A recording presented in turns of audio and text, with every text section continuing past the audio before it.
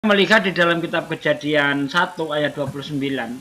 Pertanyaan saya kepada kedua dokter, apakah benar semua tumbuh-tumbuhan yang berbiji dan yang menghasilkan biji itu bisa dikonsumsi? Bahwa ayat itu tidak salah.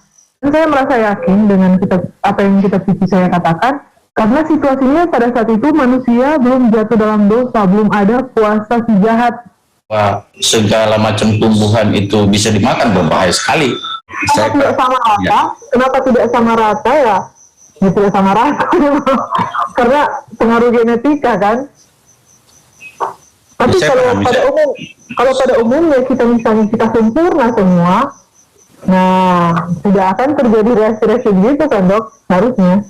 Di dalam Al-Quran sudah dijelaskan bahwa ada yang diharamkan, ada dihalalkan, ada yang dibolehkan, ada tidak dibolehkan. Al-Quran itu up to date, akan mengikuti perkembangan zaman bagaimanapun akan sesuai dengan tidak berkaitan dengan dosa warisan. Tapi kalau dipukul rata secara keseluruhan itu bermasalah. Kan seperti itu dok. Tabe, silakan. Oke. Mungkin ada satu yang dihalalkan, tapi cara mendapatkannya salah menjadi haram. Itulah Islam. Saya menemukan kasus lagi Bu Dokter dan Pak Dokter, ya di mana di dalam Markus 7 ayat 1 sampai ayat 5. Ini kisahnya aja ya. Kisahnya itu Bu, makanya itu kitab suci itu harus tahan uji dia.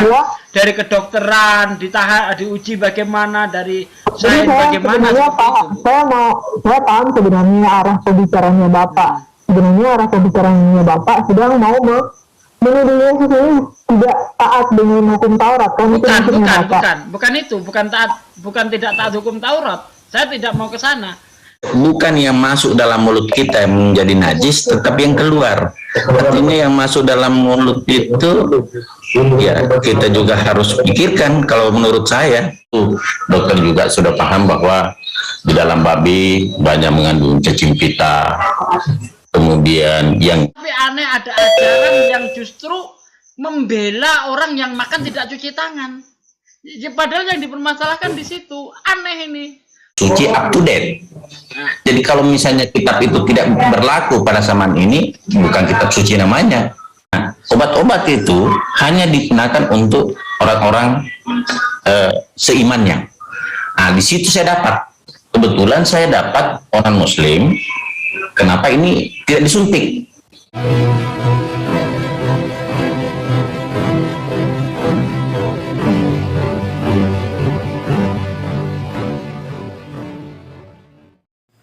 Assalamualaikum warahmatullahi wabarakatuh.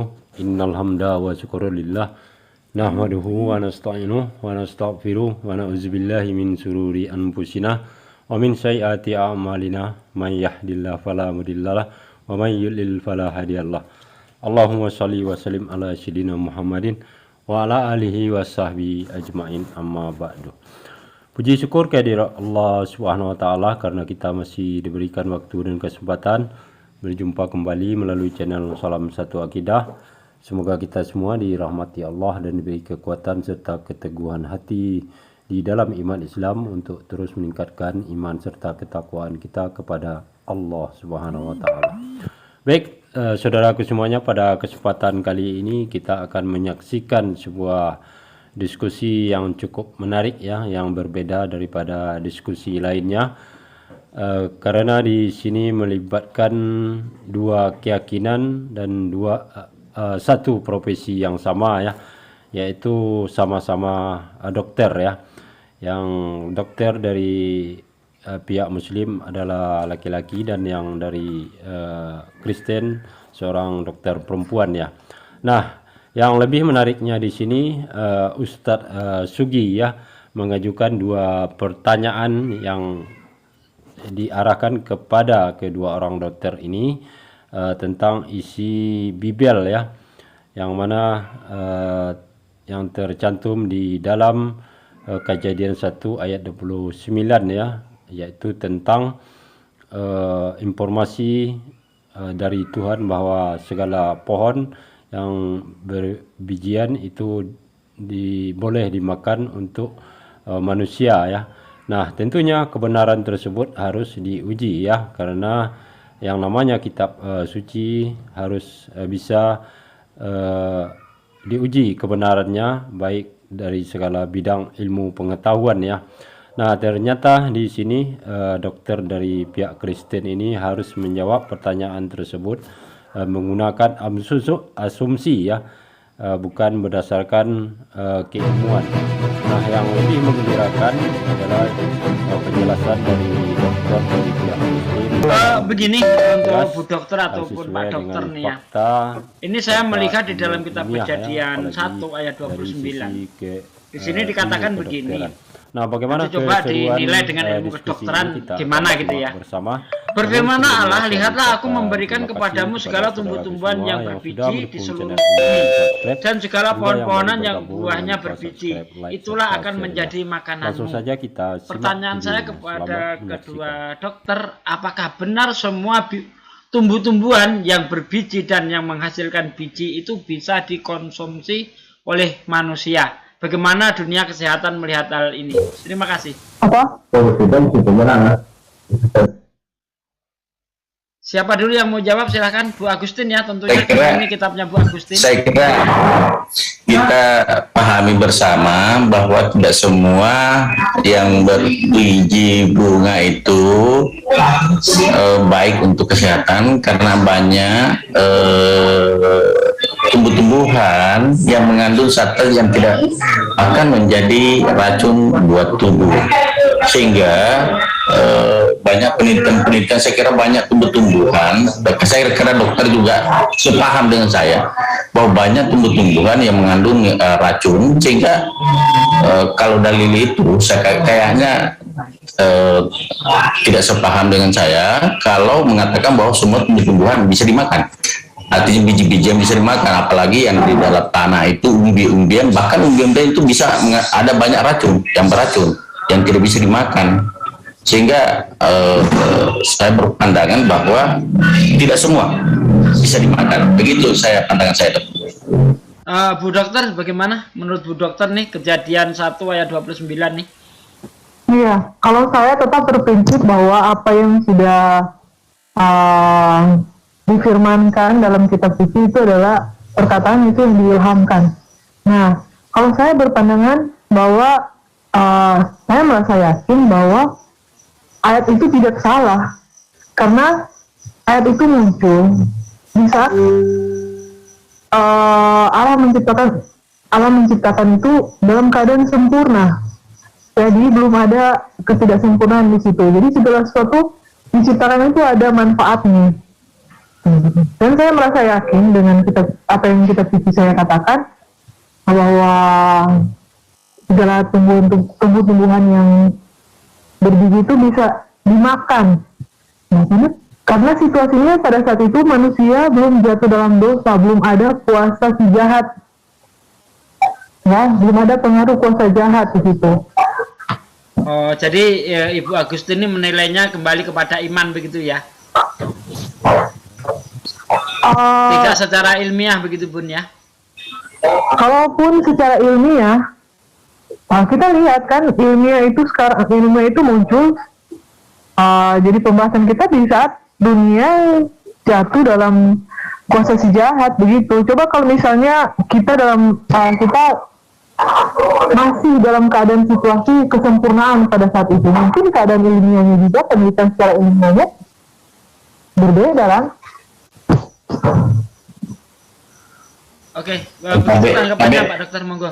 Kita bisa lihat contohnya jamur saja, jamur itu waduh sangat beracun. Kemudian ada tumbuh-tumbuhan yang namanya kluwek atau picung, itu mengandung hidrogen cyanida dan itu berbahaya sekali untuk kesehatan. Jadi kalau dalam arti harfiah bahwa segala macam tumbuhan itu bisa dimakan, berbahaya sekali. Kecubung saja kadang kalau dimakan anak-anak pernah keracunan sampai muntah-muntah beberapa anak-anak karena memakan buah-buahan yang sesungguhnya tidak bisa dimakan.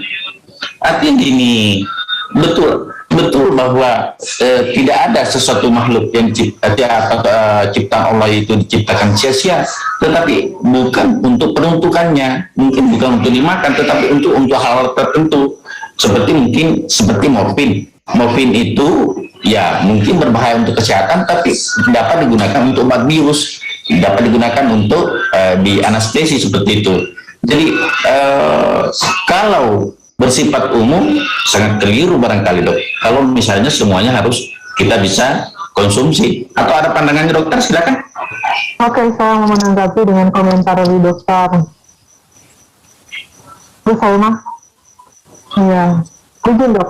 Jadi begini ya, kita menilai konsep tubuh manusia sesuai dengan situasi pada saat firman itu diucapkan pada saat itu. Jadi dalam keadaan pada saat itu keadaan tubuh manusia dalam keadaan sempurna.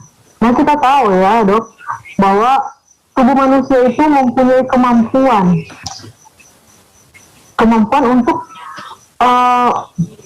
memetabolisme segala sesuatu itu di dalam tubuh kita. Jadi kalau ada yang lebih dia keluarkan. Kalau ada yang kurang, ada sistem umpan balik untuk, jadi segala sesuatu itu boleh ada keseimbangan di dalam tubuh. Sedangkan tubuh kita mempunyai kemampuan untuk menjaga keseimbangan itu. Nah, jadi kalau saya menghubungkan dengan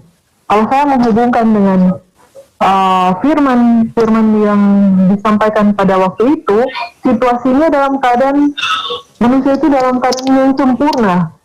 Nah, kita saja dalam keadaan yang tidak sempurna seperti ini, tubuh kita memiliki kemampuan untuk menjaga keseimbangan. Sehingga kita kadang mengalami alergi, itu salah satu proses tubuh untuk menjaga keseimbangan tubuhnya. Cuma dalam keadaan kita tidak sempurna saat ini, karena ya secara keimanan kita bisa juga berkata kan kita tidak sempurna, kita menjadi sakit, tua dan mati. Nah, sehingga proses alamiah kesempurnaan tubuh itu yang jadi berubah.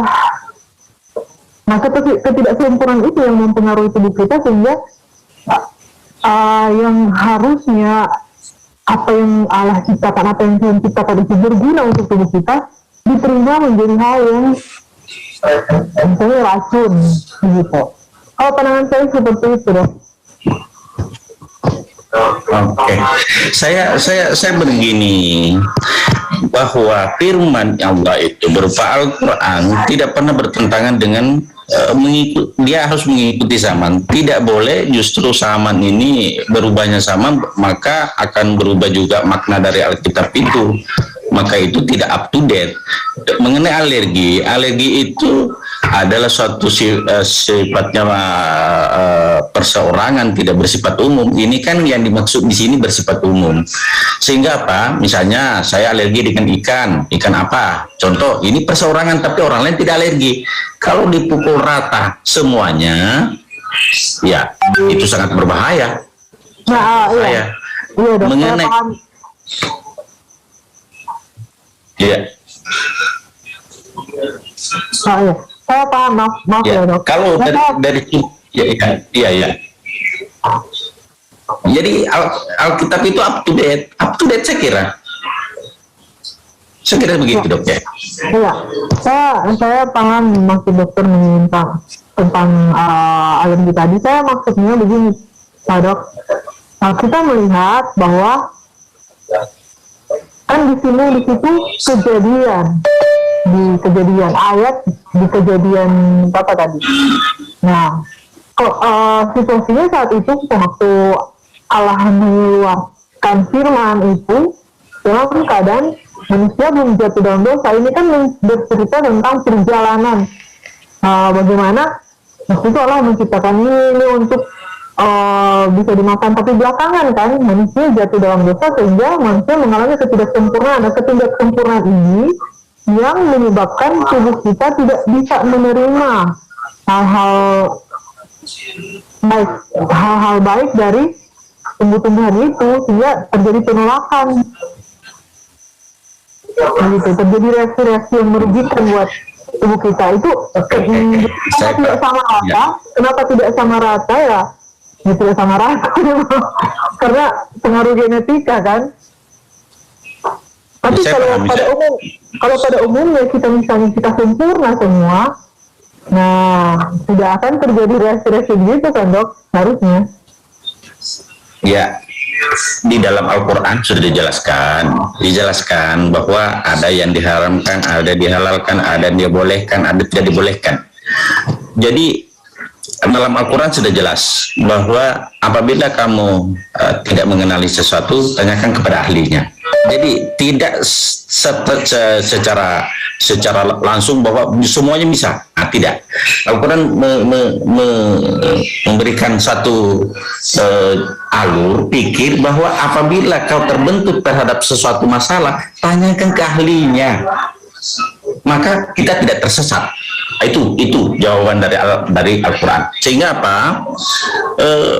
Yang kedua, Al-Quran itu up to date, akan mengikuti perkembangan zaman bagaimanapun akan sesuai dengan tidak berkaitan dengan dosa warisan, dosa waris yang dokter katakan tadi, bahwa apabila sesuatu masalah bukan diserahkan kepada ahlinya, tunggulah kehancuran. Dan apabila kau tidak tahu tentang suatu permasalahan, tanyakanlah kepada ahlinya. Jadi Al-Quran tidak memvonis bahwa semuanya bisa dimakan, tapi tanyakanlah. Contoh, dokter datang sama dokter, kolesterol tinggi, tentu kita sebagai ahli Al-Quran sudah jelas, tanyakan sama dokter bagaimana menurunkan kolesterol, bagaimana menurunkan asam urat, bagaimana menurunkan ini dan ini, kan seperti itu dok. Jadi sebagai sunnatullah kita masih sekarang ini sesungguhnya masih ciptaan masih sempurna. Antara kita semua ini sempurna semua dalam penciptaan, cuma memang dalam sistem imun kita berbeda-beda, kemudian sel kita berbeda-beda sehingga ada satu alergi, ada tidak. Tetapi untuk alergi itulah fungsinya. Bagaimana kita bertanya, Bu, Pak, biasanya alergi dengan apa, Pak? Artinya seperti itu, tidak dipukul rata. Tapi kalau dipukul rata secara keseluruhan, itu bermasalah. Kan seperti itu, dok. Tabe, silakan. Oke, iya dok. Jadi seperti tadi juga ya dokter sempat menyinggung bahwa Al-Quran itu up to date. Nah, saya juga mau menyampaikan bahwa sebenarnya di kitab suci saya juga, nah itu ada diatur soal makanan. Jadi pada saat muncul peraturan tentang halal dan haram itu yang dibolehkan dan yang tidak dibolehkan, sebenarnya itu ada hadisnya tuh soal yang mana yang bisa kita makan, yang harus kita hindari yang mana itu sebenarnya ada itu. Saya lupa lagi, maaf deh, saya itu punya kekurangan ini. Susah mengingat ayat. Imamat Bu, imamat. Iya, tapi di imamat itu diatur apa-apa yang bisa dimakan, apa-apa yang tidak bisa, baik hewan maupun tumbuhan. Ya.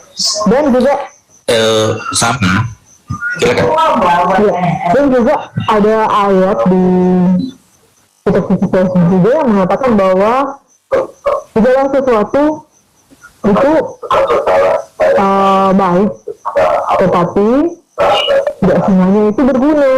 Nah itu mengingatkan kita bahwa segala sesuatu baik, tapi kita lihat mana yang berguna. Berarti ada hal yang tidak berguna begitu. Jadi kita bisa, nah itulah seiring dengan perkembangan zaman, dia diteliti-teliti, oh ini baik, ini bisa. Gitu sih dok. Di dalam Al-Quran mengatakan Hilang suaranya, Dok. Ke-mute dok, ke-mute. Dok, dibuka mute-nya, ke-mute dok, hilang suaranya. Oke, kulu wasrabu halalan thayyiban. Jadi makan dan minumlah yang halal lagi bersih. Nah, pandangan bersih dalam sudut pandangan Islam itu bersih dan halal. Jadi dua aspek dalam hal makanan tadi. Nah, halal dalam zat, halal dalam cara mendapatkan. Jadi mungkin secara satnya seperti babi itu diharamkan oleh Al-Quran, berarti dia haram untuk umat Islam, haram hukumnya, baik secara sat maupun secara mendapatkannya. Mungkin ada satu yang dihalalkan, tapi cara mendapatkannya salah, menjadi haram. Itulah Islam. Islam itu mengatur sampai mulai tidur sampai bangun dan tidur kembali, semua ada aturannya. Sehingga memang seperti makanan itu juga diatur. Jadi kalau misalnya sesungguhnya kalau dokter mengatakan kenapa sih teman-teman muslim banyak kolesterolnya tinggi, sebenarnya dalilnya cukup jelas. Jangan berlebihan dalam makan, jangan melampaui batas. Disinilah barangkali bukan oknumnya yang salah, tetapi bukan Al-Quran yang salah, bukan dalilnya yang keliru, tetapi mungkin teman-teman dalam mengkonsumsi melampaui batas. Iya. Begitu dalam dan itu semua ada dasarnya, begitu. Iya, kalau saya juga sepakat sih dengan apa yang dokter saya mau utarakan tadi ya. Jadi sebenarnya dari tadi sih saya menilai pembicaraan kita sudah membandingkan ya dok, maaf ya kalau menurut saya ini kita sudah membandingkan, mencari perbandingan antara kitab suci Kristen dengan Al-Quran. Kalau saya secara pribadi dok, saya secara pribadi masih menganggap bahwa tergantung dari kita pribadi saja menanggapi kitab suci kita, karena sebaik apapun kitab suci kita menyampaikan sesuatu hal-hal yang baik, yang benar, yang berguna, tapi tergantung ini kembali lagi tergantung dari pribadi itu menanggapinya. Kalau saya sih begitu dok. Oke ya, masalah makanan kayaknya sudah selesai. Ini ada pertanyaan lagi, kalau boleh dijawab nanti terkait dengan dunia kedokteran juga ya, dunia kesehatan. Pade dulu. Bentar. Nah, di sini saya menemukan kasus lagi Bu Dokter dan Pak Dokter, ya, di mana di dalam Markus 7 ayat 1 sampai ayat 5. Ini kisahnya aja ya. Kisahnya itu murid-murid Yesus ini makan tidak membasuh tangan. Dia makan dengan tangan najis ya. Bisa dibaca di situ Bu Dokter, Markus 7 ayat 1 sampai ayat 5. Nah, di sini Yesus itu justru membela muridnya yang makan dengan tangan najis. Dengan berkata, kata Yesus, bukan setiap yang masuk ke mulut yang menajiskan, tetapi yang keluar dari mulut dan yang dibuang ke jamban itulah yang menajiskan. Nah, sebagai dokter, apakah ini sesuai dengan ilmu kesehatan atau tidak? Apakah Anda akan membiarkan anak Anda makan tanpa cuci tangan begitu? Terima kasih untuk kedua dokter untuk jawabannya nanti. Ya, jadi ini pertanyaan untuk saya. Ya, untuk kedua dokter lah. Silakan. Ditinjau dari segi medis ya Bu ya. Jangan ke iman Bu ya, medis. Iya. Kalau secara medis boleh tampilkan ayatnya tadi. Saya screen pada aja dibantu. Saya nggak bisa. Bang Wan dibantu. HP ku udah mau meledak, ini banyak. Iya, nanti dibantu Bu Dokter, bisa screen. Markus 7 ayat 1 sampai ayat 5 itu. Ya, pada suatu kali serombongan orang Farisi dan beberapa ahli Taurat dari Yerusalem datang ke Yesus. Markus 7 1 sampai 5.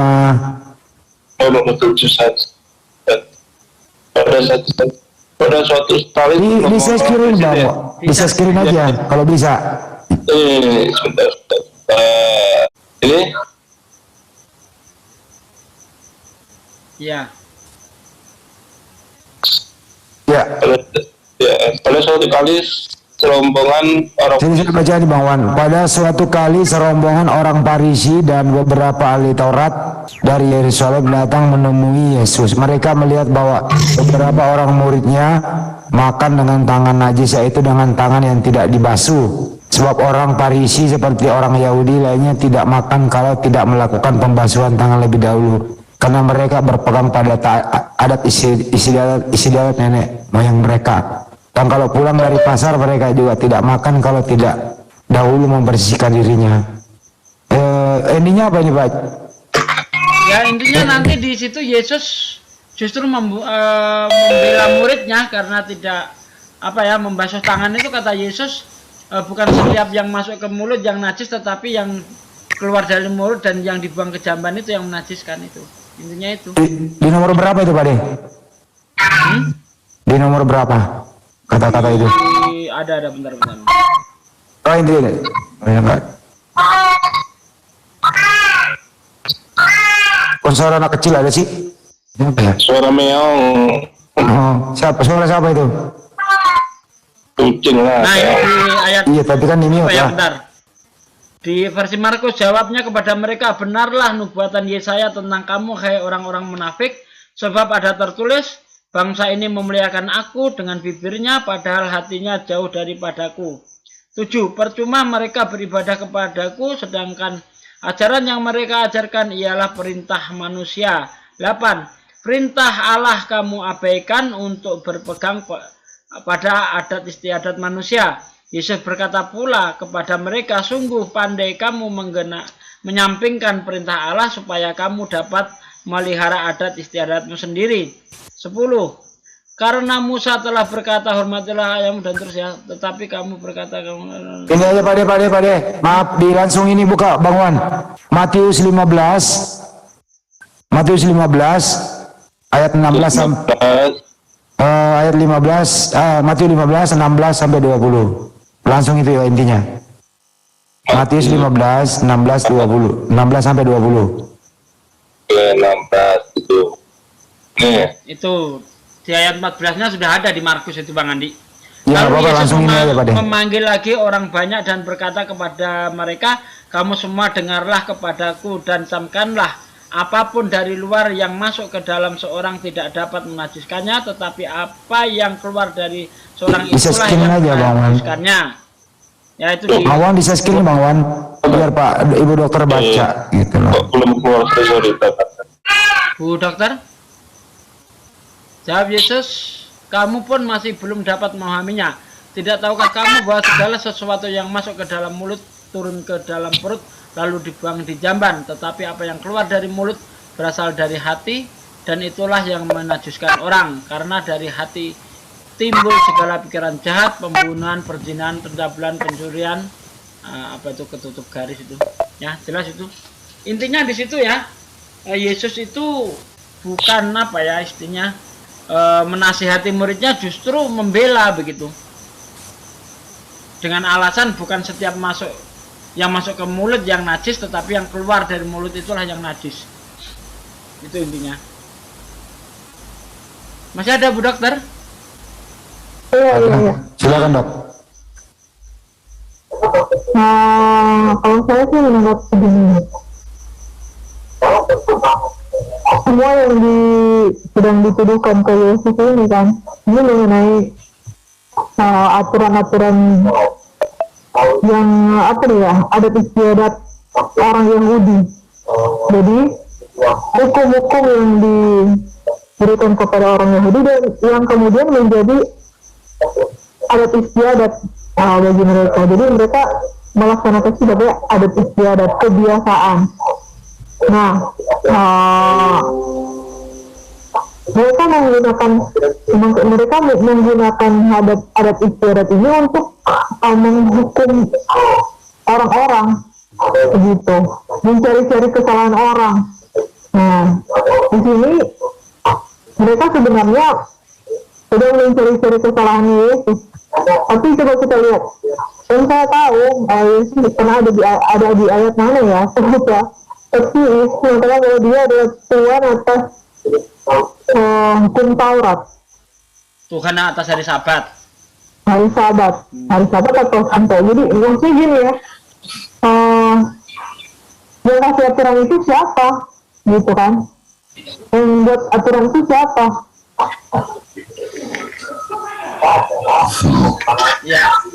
Ya, gini. Dokter, sebenarnya yang dipermasalahkan bukan itu sih. Yang saya permasalahkan itu makan tidak mencuci tangan, itu yang saya permasalahkan, bukan masalah itu ini adat istiadat atau bukan, Nah, iya. begitu. Ditengok Ini dari kan masalah dunia itu. kedokteran seperti apa begitu, Bu. Kalau dari dunia kedokteran, ya kalau tidak cuci tangan kan tidak higienis maksudnya. Tapi itu Tidak. sudut pandang ke dunia kedokteran kan. Ya ada kaitannya, Bu. Makanya itu kitab suci itu harus tahan uji dia. Ya. Dari kedokteran, diuji bagaimana, dari Jadi sains saya bagaimana, sebenarnya seperti itu, Bu. saya paham sebenarnya arah pembicaranya Bapak. Sebenarnya arah pembicaranya Bapak sedang mau menuduh Yesus ini tidak taat dengan hukum Taurat. Kan itu maksudnya Bapak. Bukan itu, bukan tidak taat hukum Taurat. Saya tidak mau ke sana. Nah iya, Yang saya permasalahkan di sini, ini kok Yesus ini membiarkan murid-muridnya makan tidak cuci tangan itu saja, nggak sampai ke masalah hukum Taurat, tidak. jadi sebenarnya begini, kalau misalnya itu jadi Bapak, saya kembalikan saja ke Bapak misalnya. Kalau misalnya teman Bapak dituduh oleh musuh Bapak ini kan musuh yang dianggap musuh kan, yang menuduh Yesus. Nah konteksnya seperti itu, situasinya seperti itu. Yesus mengatakan apa kepada mereka? Kita balikkan saja situasinya ke diri kita. Kalau saya sih menganggapnya seperti itu, biar kita dapat jawaban. Oke, Bu, oke. Sekarang gantian Pak Dokter Husaima menanggapi bagaimana jika kita makan tidak pakai cuci tangan. Seperti begini, sebenarnya dokter tahu pasti bahwa kita kan pasti seperti Al-Quran sudah menjelaskan kulu wasrubu halalam thayyiban, bersih kan, harus bersih. Jadi mencuci tangan itu memang perlu, dan kita tahu juga bahwa dokter tahu pasti bahwa di tangan itu ada bakteri. Pada saat kita makan pakai tangan, alhamdulillah bisa menimbulkan imun karena jumlah bakterinya agak sedikit dibandingkan dengan tidak cuci tangan. Kalau tidak cuci tangan, ya bisa berak-berak lah.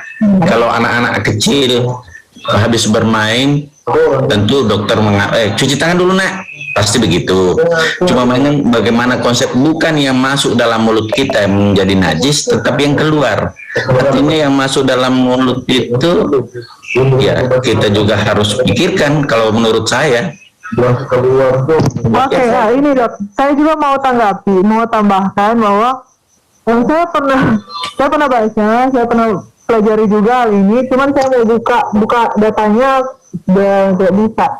Nah, di situ dikatakan dengan tangan najis. Sebenarnya Yesus dan murid-muridnya bukan tidak mencuci tangan di situ, tapi mencuci tangan najis itu menurut tradisi orang Yahudi itu tangan najis itu berarti tidak membasuh tangan sampai ke lengan, sampai ke siku, Dok. Itu secara tradisi. Jadi murid-murid Yesus dan Yesus itu bukan tidak cuci tangan, tetapi tidak cuci tangan berdasarkan aturan dari tradisi ya. Jadi bukan mereka tidak cuci tangan ya, Dok. Oke, baik.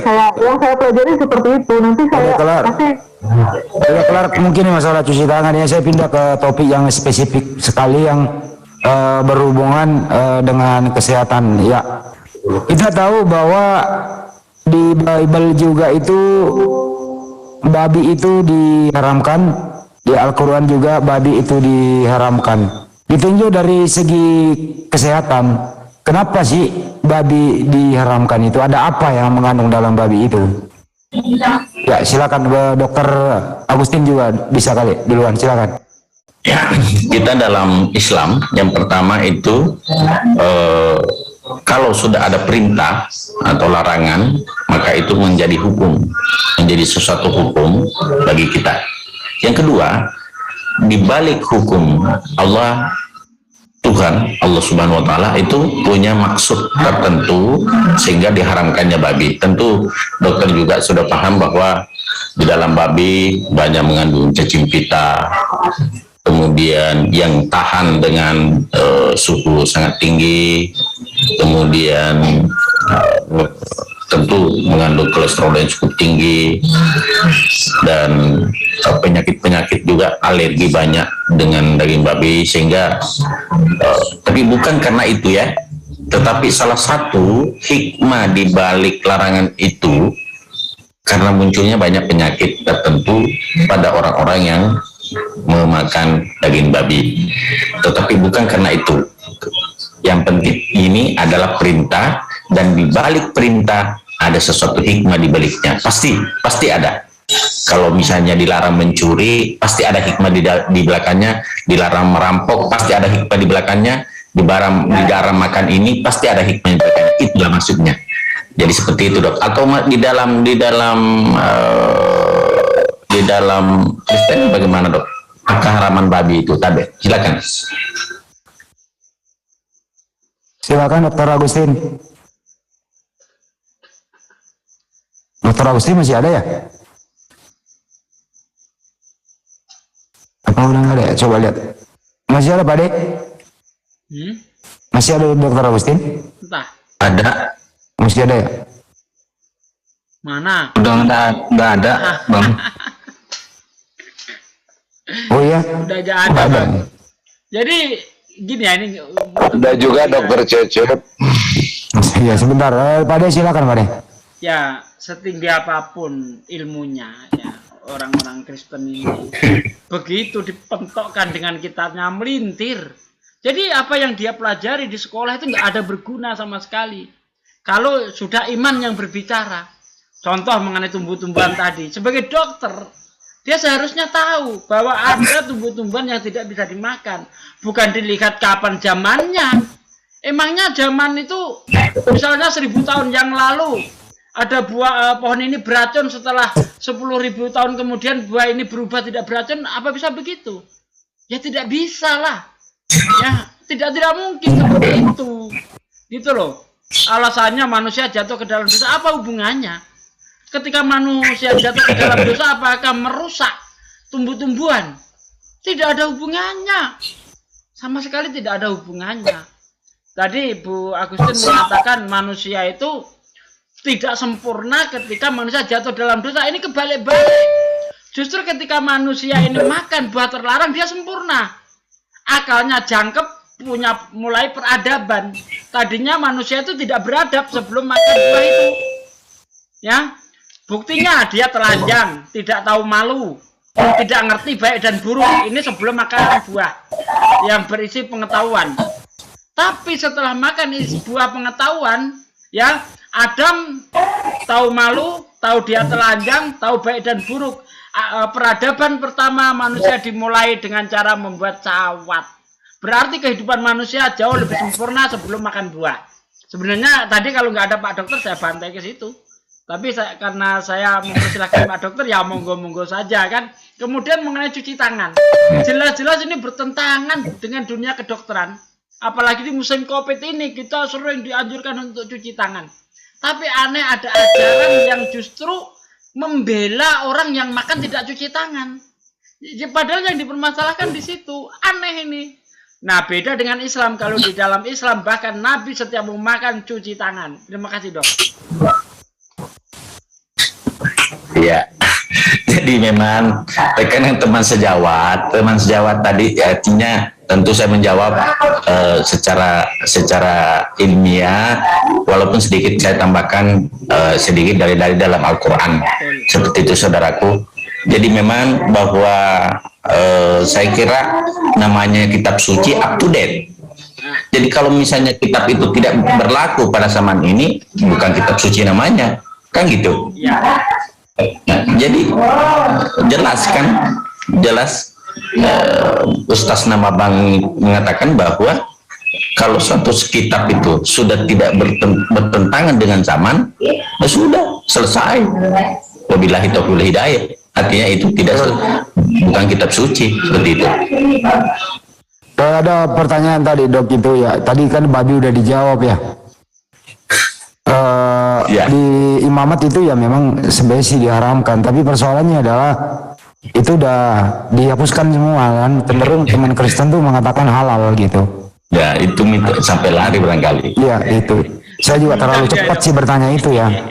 Mestinya sunat dulu gitu loh. Ada tadi pertanyaan kenapa nggak sunat aja dulu gitu. Apa sih alasan kesehatannya di samping wajib sunat?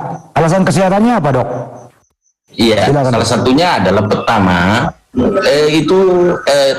apa namanya yang sering ada yang di lehernya itu yang selalu dibersihkan itu berpotensi untuk jadi kanker. Satu, potensi untuk kanker. Jadi kebersihan betul-betul itu bisa berpotensi untuk menimbulkan kanker pada laki-laki.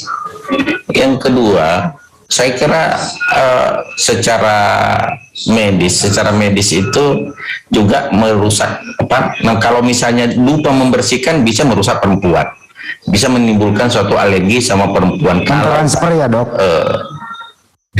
Mentransfer virus, ya. Transfer sumber kuman semua di dalam itu, Ya. sumber kuman, infeksi dan lain sebagainya. Infeksi bisa terjadi. Kemudian transfer benda asing ke dalam tubuh wanita itu bisa menimbulkan juga masalah bagi perempuan. Sehingga secara medis memang ya alhamdulillah kita umat Islam semua bersunat. Nah, yang tidak bersunat sementara dalam Ada yang kurang. Iya, silakan. Rasa. Rasanya Boleh nggak? Nah, itu rasanya beda. Boleh saya tambahin dok? Silakan. Jadi kalau makan pisang itu kalau nggak dikupas pasti lebih enak dikupas dulu dok, satu ya. Iya. Kemudian dan ini fakta ya. Kata ibu-ibu laundry ya kan, kalau celana dalamnya yang muslim sama celana dalamnya yang non muslim itu lebih bersih yang muslim. Oke. Iya. Betul ya dok ya, karena betul. Ya kita kan kalau Tumbuh selalu tumbuh itu TAI. netes kan langsung bersih lah kan, nggak ada kulit kulupnya. Iya. Langsung air ya kan langsung bersih lah. Kalau mereka meskipun dia, saya juga nggak tahu mereka kalau itu dibasuh pakai tisu kok pakai Coba dia nggak melebar, masih panjang ini. Ya. Yang paling terakhir itu barangkali Bung Handi, najis. Iya, Itu. baik. Sehingga umat Islam tidak perkenankan untuk beribadah sholat kalau tidak sunat. Itu yang paling utama, najis. Ya, jadi gini dok, ya itu memang perintahnya ada baik di Al-Quran, di hadis ya, di Al-Quran juga, nilai Ibrahim ada juga di hadis, terus kemudian di Bible juga ada, haruslah dikerak, jadi memang perintah harus, termasuk Yesus. Kita pindah ke topik lain dok. Dokter sebagai narasumber sambil menunggu kembali datanya dokter Agustin karena kemungkinan beliau mengalami masalah sinal ya, mudah-mudahan ini kan weekend ya nggak ada masalah, kita tunggu aja kembali lagi. Pertanyaan selanjutnya dok, dari awal pertama itu loh, seorang dokter kan disumpah sesuai dengan agamanya masing-masing begitu. Ada nggak sih ikatan batin religi dalam seorang dokter atau dikesampingkan atau hanya profesional gitu? Bahwa pasien saya ini beragama Kristen, dokternya Islam. Ada nggak sih hubungan emosional dok di sana dalam menangani masalah gitu dok? Silakan. Saya secara pribadi saya tidak pernah melihat itu, tetapi fakta di lapangan waktu saya di bagian kandungan saya melihat saudara-saudara kita, kebetulan waktu itu dokter spesialisnya adalah non muslim, bidang-bidangnya non muslim. Waktu itu belum ada BPJS, sehingga obat-obat itu disimpan. Kalau misalnya orang pulang itu obat-obat yang sisa itu disimpan. Nah, obat-obat itu hanya digunakan untuk orang-orang seimannya. Nah, di situ kebetulan saya dapat orang muslim. Kenapa ini tidak disuntik? Sementara obat-obat banyak persiapan kita yang misalnya pasiennya sudah pulang, tetapi kenapa tidak disuntik? Sementara stok kita banyak. Nah, di situ baru dia bergerak.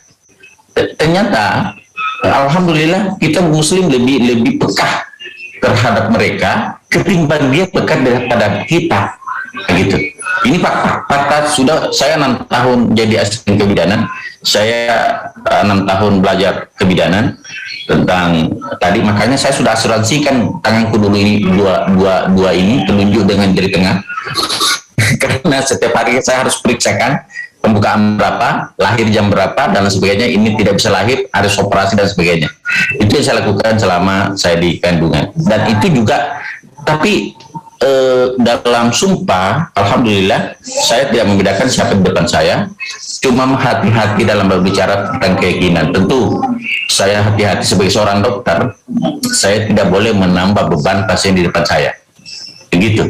Jadi saya berbicara agama, bagi saya lihat namanya, oh namanya Muslim. Cuma pernah saya terkecoh, namanya Yusuf, ternyata Nasrani. Itu juga nama itu kadang kita terkecoh. Jadi saya sudah berbicara menceramai tentang bagaimana zikir, coba zikir yang banyak apa segala macam, ternyata non Muslim. Itu juga apa namanya, karena saya tidak pernah bertanya agama apa Pak, tidak. Saya seperti itu, Bung Hadi. Oke, makasih Dok. Pertanyaan selanjutnya ini, Dok, kalau dalam hal wudu, membasuh tangan dan seterusnya itu, Dok, di samping perintahnya memang ada hubungannya dengan kesehatan nggak, Dok? Silakan, Dok.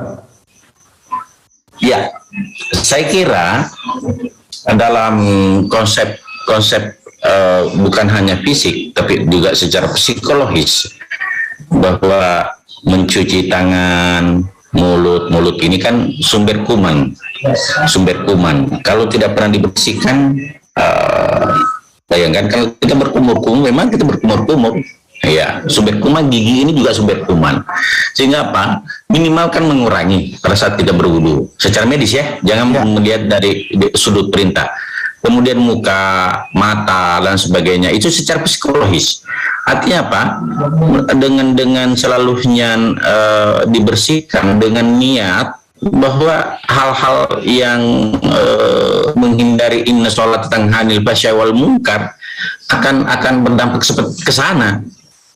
Artinya berdampaknya ke sana, mencegah kita dalam perbuatan keji dan mungkar. Di samping tentu dalam bidang kesehatan dengan tadi seperti mencuci tangan sudah pasti, mencuci kaki, mencuci berkumur-kumur, mencuci hidung, itu semua, kepala dan lain sebagainya. Jadi semua punya manfaat dalam pandangan kesehatan. Saya kira gitu, Bu Andi. Oke, lanjut lagi, Dok. Ini pertanyaan lagi nih, Dok. Ada nggak hubungannya? Memang kan dalam hadis itu Nabi SAW itu kalau kencing itu nggak boleh berdiri, Dok. Memang ada hubungan medisnya nggak sih, Dok? Apa nggak keluar semua atau seperti apa sih kalau kencing berdiri dibanding kencing jongkok itu, Dok? Bisa dijelaskan secara medis, Dok? Kalau secara medis, kalau memang jadi kalau duduk, saya kira di sana masalah etika itu nomor satu adalah etika kita sebagai ciptaan Allah, bahwa berdiri. Tetapi dalam hal tersimpan, saya kira tidak terlalu berpengaruh di sana. Kalau berdiri misalnya tidak semua keluar, kalau duduk semua keluar, saya kira itu tidak terlalu signifikan kalau itu. Belum diriset penelitian secara medis ya, Dok? Betul. Lebih cenderung ke masalah etika saya kira. Ya.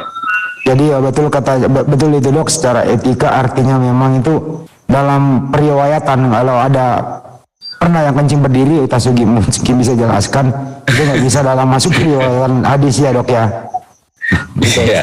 Nggak bisa jadi imam juga itu, imam sholat. Hati-hati itu. Iya. Ya itu buat kita semua ini menyinggung semua nih. Saya juga kadang begitu, Dok, kalau kebelet. Iya, pernah Rasulullah kalau tidak salah satu kali melaksanakan itu, mungkin saya pernah dengar dalam satu riwayat, tapi satu kali saja seumur hidupnya.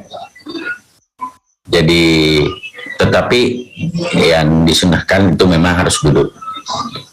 Ya. Harus duduk. Ya. Baik dok, dalam segi medis lagi dok, apakah cenderung tindakan medis saja kita melupakan sang pencipta, atau memang harus berdoa dulu dok, atau seperti apa kalau ingin menangani suatu masalah atau tindakan kepada pasien dok? Iya, yang pasti Bismillah itu pasti, kemudian memohon kesembuhan kepada Allah. Dan saya kan 6 tahun di kamar operasi, disitulah waktu saya di kebidanan sampai kadang 1 hari kita operasi untuk melahirkan bayi, dan waktu itu kan kita belum kenal itu irisan di bawah, kita masih belah rahim di tengah, sehingga waktu itu 2 tahun itu baru bisa diharapkan baru bisa hamil, karena kita belahnya di tengah. Rahim itu dibelahnya di pertengahan sehingga mudah pecah. Kalau hamil di bawah 1 tahun bisa pecah pada saat hamil. Alhamdulillah dengan kemajuan teknologi sekarang irisannya kan sudah di bawah, sehingga memungkinkan walaupun di bawah 1 tahun bisa hamil lagi, tapi tetap harus dioperasi. Di situ pada saat perdarahan hebat, disitulah kita bagaimana pertarungan antara akal dan iman dalam berdoa, karena takutnya mati di meja operasi. Nah, di situ. Kedua, pada saat orang kepalanya sudah lahir, saya pernah lakukan, kepalanya sudah lahir, tidak bisa lahir bahunya. Saya patahkan, apa boleh buat saya patahkan dia punya selangka dua-dua, baru akhirnya terhimpit. Saya mengambil kesimpulan seperti itu karena lebih baik hidup patah tulang selangka daripada mati, ya kan? Jadi saya mengambil satu keputusan seperti itu. Itu pun mungkin dengan petunjuk, dengan petunjuk dalam dada, di hati kita. Karena doa kita saya ingin dikasih petunjuk seperti itu. Karena bidannya sudah berteriak, dokter tidak bisa, padahal bidannya itu besar, tidak mampu untuk keluarkan. Alhamdulillah saya mampu dengan izin Allah. Jadi memang harus perpaduan antara ilmu yang kita miliki dengan iman dan doa. Jadi saya kira benar dalam Islam itu ikhtiar dan doa harus seiring. Begitu barangkali ini, Bang Andi. Baik dok, saya limpahkan lalu ke forum dulu nih. Ya, mau ada yang mau bertanya nggak? Silakan. Bang Wan mungkin bisa. Bang Wan ini masih live, sambil menunggu dokter. Kalau nggak ada saya tak lanjut lagi dok. Banyak pertanyaan dok, nggak apa-apa ya dok? Silakan. Monggo, seumur hidup pertanyaannya. Silakan. Begini dok. Dalam kehidupan sehari-hari itu memang dalam bertindak tuh dok sebagai seorang profesional, sebagai dokter tuh memang harus keseimbangan religi di dalam diri dengan tindakan gitu. Pasti percaya Tuhan dong dok. Harus. Nah, bagaimana pendapat dokter kalau seorang ateis menjadi dokter tuh? Gimana ya kira-kira dok? Apa yang terjadi ya? Jadi kalau seorang ateis murni profesionalisme. Murni ya. Jadi murni profesionalisme pada saat terbentur, iya dia KO. Disitulah artinya dia cepat untuk frustrasi. Kita sebagai orang beragama selalu mohon petunjuk. Siapa tahu artinya kan petunjuk itu datangnya di dada. Apa yang harus saya lakukan? Ya Allah, mau petunjuk. Nah, saya pribadi terkadang ilmu itu dalam kepala itu hilang, tetapi pada kondisi tertentu tiba-tiba muncul. Bayangkan obat itu misalnya ada 1000 lebih kita harus hafal, dan obat apa untuk apa itu kan harus kita hafal. Nah, kalau misalnya kita tidak pada kondisi tertentu ada pendarahan hebat dan kita lupa apa pendarahan itu, apa yang kita lakukan. Jadi memang seimbang. orang-orang yang tidak atau pasiennya meninggal ya kita sudah ikhtiar, sudah doa, innalillahi wa inna ilaihi raji'un. Bagi orang ateis pasti kesalahanku di mana ya, padahal kan wa iza jaa ajaluhum la ta'khiruna sa'atan la taqdimun. Apabila sudah sampai ajal tidak akan dimundurkan dan dimajukan 1 detik, 1 menit. Jadi kita punya pegangan pada saat kita tidak mampu menolong karena sesuatu karena dulu terus terang peralatan tidak secanggih sekarang, bahwa terus terang pada saat saya dulu tahun-tahun 95 itu masih ada pasien yang meninggal karena perdarahan. Nah, sekarang ini alhamdulillah perdarahan sudah ada obat yang canggih, yang gastrol namanya, gastrol itu bisa dimasukkan dalam vagina langsung kontraksi terus. Nah, pada waktu itu kan kontraksi kanan tidak terjadi, sementara orang disuruh ambil darah terlambat, akhirnya perdarahan tidak bisa berhenti ya mati. Nah disitulah bedanya kita dengan ateis. Jadi artinya apa? Kita punya pegangan pada saat kita tidak mampu menolong seseorang, kita sebagai manusia biasa tidak mampu menghentikan nyawanya seseorang, tetapi kita harus berusaha maksimal sesuai dengan profesionalisme yang kita miliki, seperti itu. Artinya ada pegangan emergensi tindakan ya dok. Di situ adalah bahwa ada sang pencipta yang maha kuasa. Ya. Itu ya dok. Ya. Di situ intinya di sana. Ada satu kasus yang betul-betul sangat hebat. Saya ceritakan, ada satu hamil anggur yang sudah setinggi pusat. Masya Allah. Jadi saya di rumah sakit tentara ini. Suaminya tentara. Saya sebentar kurek. Banjir musuh mengalir. Saya pasang infus 4, jadi 2 di kaki, 2 di tangan. Baru saya tulis untuk permintaan darah sebanyak 6 sampai 8 kantong. Berapa yang ada? Alhamdulillah pulang itu suaminya bawa 6 kantong. Berarti kan 1,5 liter. Akhirnya hidup. Saya waktu itu sudah berpikiran kalau darah tidak ada, wabillahi taufiq wal hidayah. Tapi dasar memang kalau orang masih hidup, Allah tolong mereka. Allah, ada saja pertolongan Allah. Alhamdulillah orangnya hidup dan sampai sekarang masih hidup. Alhamdulillah. Jadi kalau memang orang itu belum waktunya, ada saja pertolongan. Nah, tentu kita juga memohon pertolongan. Nah, di samping pasiennya juga, kita juga tidak bisa sepelekan 2 pasien, makanya kita suruh sebelum pasien dioperasi syahadat dulu Bu. Nah gitu, disuruh syahadat. Nah, untuk Islam ya, syahadat Bu, baru kita lakukan bius. Biusnya dulu kan pingsan. Beda sekarang, tinggal ditusuk di tulang belakang. Pasiennya dalam keadaan sadar. Dulu operasi kita, pasiennya dalam keadaan tidak sadar, dan bisa misalnya kedalaman bius itu, kalau biusnya sampai tingkat 3 di situ paling aman, tidak bergerak pasien, naik ke 4 mati, turun ke 2 bergerak pasien merasakan sakit walaupun dia sementara tidur. Makanya ahli bius itu harus hati-hati. Harus tingkat 5 ya dok. Tingkat 5 yang paling tinggi ya, paling 5 ya dok. 4 mati. 4 mati ya dok. Mati kalau naik ke level 4 sudah. Wabillahi taufiq hidayah. Level 3 saja. Di level 3 itu dijaga. Lebih baik 2 mendekati 3 daripada 3 mau ke 4.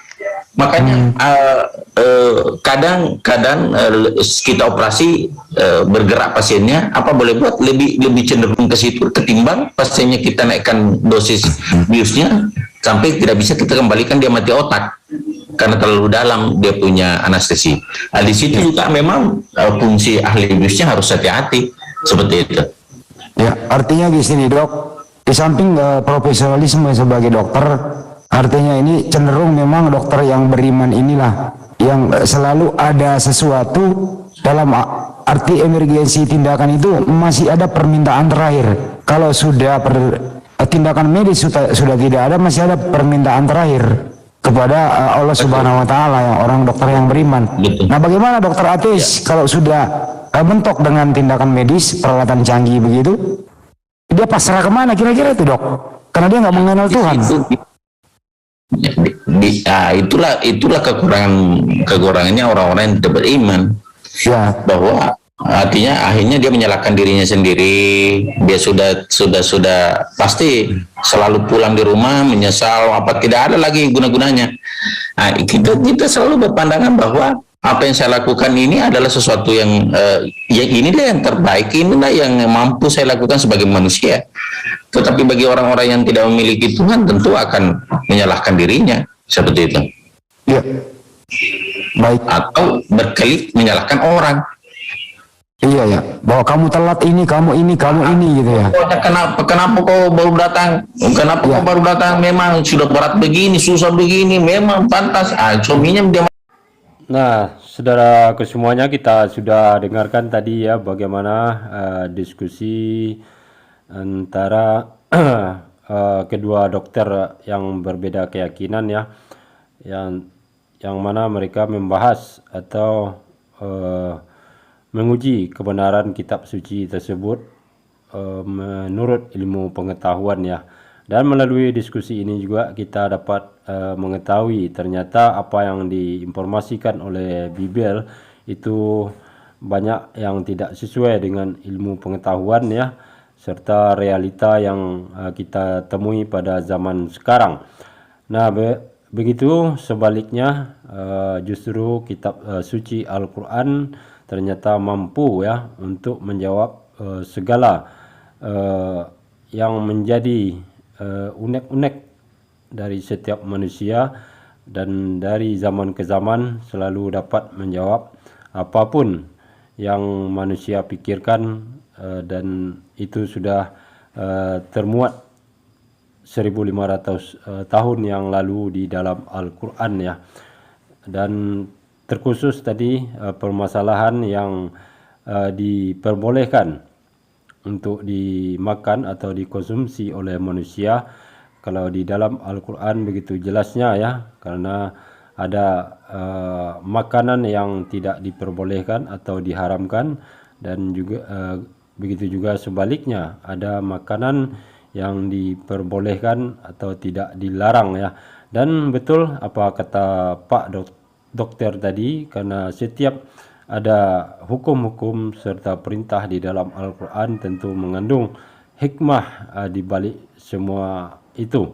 Nah, terkhusus masalah makanan yang dilarang, tentunya itu tidak lain maksud dari Allah SWT untuk menghargai manusia itu sendiri ya, karena dari sekian banyak makhluk yang hidup yang diciptakan, maka manusia adalah makhluk yang mulia diciptakan oleh Allah Subhanahu wa taala. Jadi artinya di sini kita kalau merasa adalah makhluk dari ciptaan dari Allah Subhanahu wa taala yang mulia, tentu kita akan menjaga kehormatan kita di dalam segala bidang ya, terutama dalam pembahasan makanan tadi. Tentu kita akan pilih-pilih dan memikirkan mana yang pantas untuk kita konsumsi dan mana yang tidak. Jadi seperti itu, begitu indahnya ajaran serta tuntunan yang sudah diberikan oleh Allah Subhanahu wa taala melalui kitab suci Al-Quran.